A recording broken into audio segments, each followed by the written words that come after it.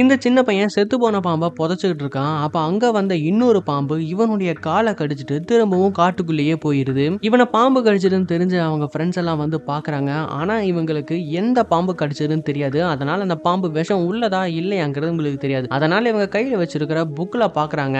அதுல என்ன போட்டிருக்குன்னா, அந்த பாம்புடைய வால் கருப்பு நிறத்துல இருந்ததுன்னா இவன் தப்பிச்சிருவான். அப்படி இல்லாம அது சிவப்பு நிறத்துல இருந்ததுன்னா இன்னும் இவன் 7 நிமிஷத்துல இறந்துடுவான். சோ என்ன பண்ணலாம்னு இவங்க யோசிச்சுட்டு இருக்கும்போது ஒருத்தன் கீழ இருந்து ஒரு கத்தி எடுக்கிறான். இவனை எந்த பாம்பு கடிச்சதுன்னு நமக்கு தெரியாது. அதனால அவனோட காலை வெட்டி எடுத்துடலாம் அப்படின்னு சொல்றான். அதை கேட்ட மித்த ஃப்ரெண்ட்ஸும் சரி, ஒரு கால் இல்லைனாலும் பரவாயில்ல, இவன் உயிரோட இருக்கணும் அப்படின்னு இப்ப அவனை உட்கார வச்சு அவன் வழியில கத்தாம இருக்கிறதுக்காக அவன் வாயில கட்டையை வச்சுறாங்க. இன்னொருத்தன் அவன் கால் அசையாம இருக்கிறதுக்காக காலை டைட்டா புடிச்சுக்கிறான். இப்ப அவனோட காலை வெட்ட போற அந்த சமயத்துல அவனை கடிச்ச பாம்பா அவன் பாக்குறான். ஆனா அந்த பாம்போடைய வால் கருப்பு நிறம் தான். சோ நம்ம தப்பிச்சிட்டோம், அதை நம்ம ஃப்ரெண்ட்ஸ் கிட்ட சொல்லலாம்னு பாக்குறான். ஆனா அவனால சொல்ல முடியல. அதுக்குள்ள அவன் ஃப்ரெண்ட் அவனோட காலை வெட்டிடுறான்.